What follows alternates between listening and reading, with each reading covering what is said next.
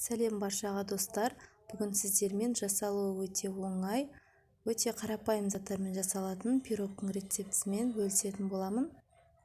Арнама тіркелмеген болсаңыз, міндетті түрде тіркеліп, лайк басып, комментарий қалдыруды ұмытпаңыз. Видеоны міндетті түрде соңына дейін қараңыздар. Пирогымыз дәл осындай жұп-жұмсақ, әп-әдемі болып шығады. Сіз де міндетті түрде жасап көріңіз.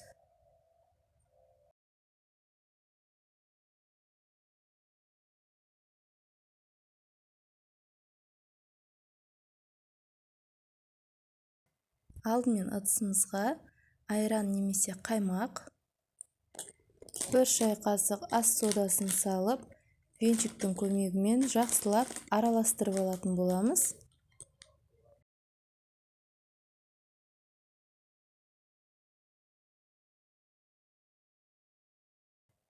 Толық рецепт әдеттегідей астында описание бөлімінде болады.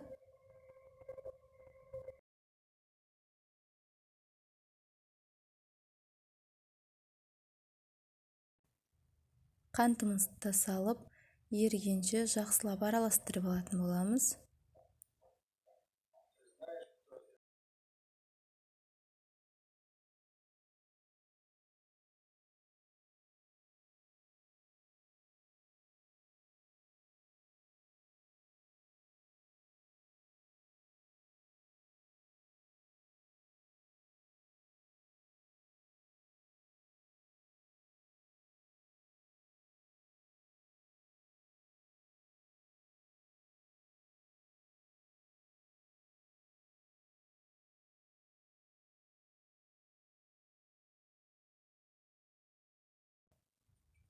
Екі жұмыртқамызды салып, үстінен алдын ала өлшеп алған сұйық майымызды құямыз.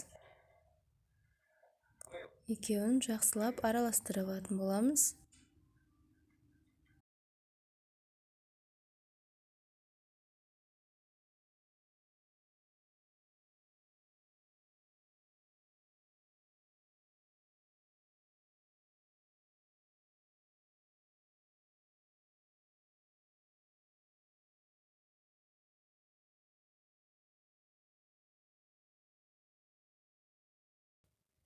Үстінен ұнымызды салып аламыз.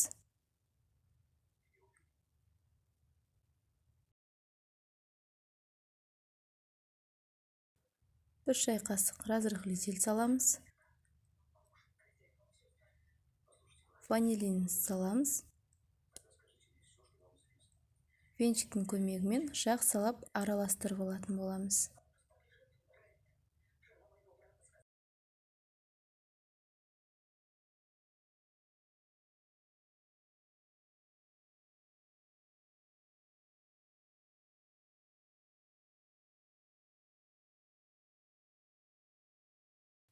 Оның бір бөлігі толық араласып болды.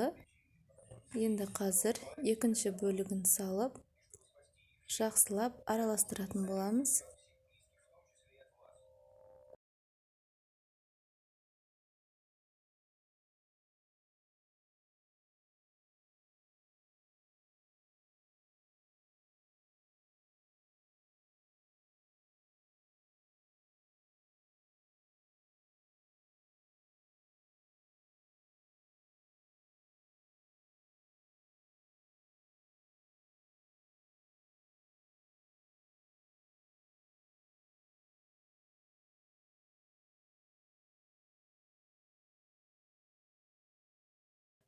Жақсылап араластырып алдым. Бізде осындай сұйықтық пайда болды. Бөлек ыдысымызға 4-5 ас қасығын бөліп алып, үстінен 2 шай қасық какао қосып, жақсылап араластырып алатын боламыз. Енді ыдысымызды жақсылап майлаймыз. Менде ыдыс 18 сантиметрлік.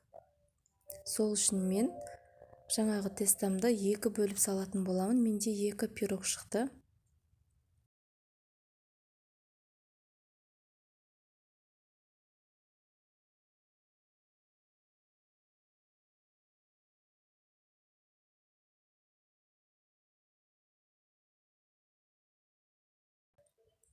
Бірінші пирогыма осылай астына да бетіне де жаңғақтар қойдым. Екінші пирогыма олай ештеңке жасамадым, екеуін екі түрлі етіп жасадым пирогтарымды. Осылай әдемілеп жайғастырып алатын боламыз жаңғақтарымызды. Енді қамырларымызды саламыз. Бірінші ақ қамырды саламыз.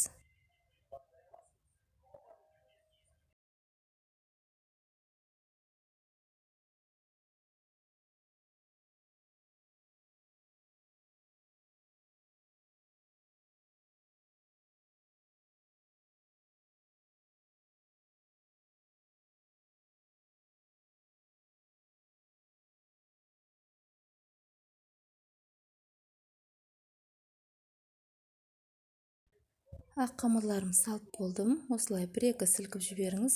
Жақсылап жайғасып алады. Енді какао қосылған қамырды салып жайғастырып алатын боламыз. Егер сізде осындай ыдыс болатын болса, ыдысты толтырып салып жібермеңіз. Жарты қылып салсаңыз жеткілікті, себебі бұл көтеріледі. Ол көтерілмей қалса арасы піспей қалуы мүмкін. Сол үшін де мен екі бөліп салдым. Сонда менде екі пирог шықты. Екінші пирогымды жай ғана ақ қамырдың өзімен істедім. Какао қосылған қамырымды жағып болдым. Енді үстінен тағы да ақ қамырымнан жағып шығатын боламын.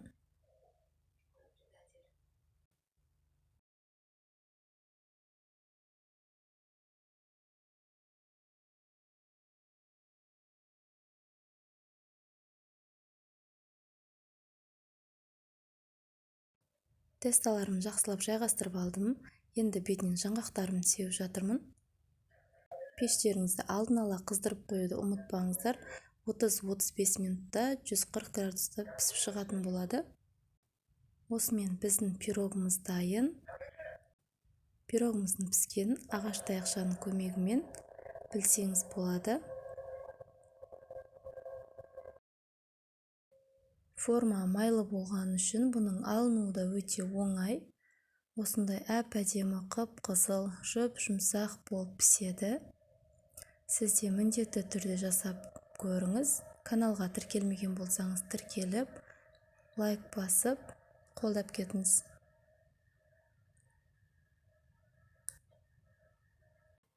Бұл жерде қарайып тұрғандар жаңағы астына салған жаңғақтарым.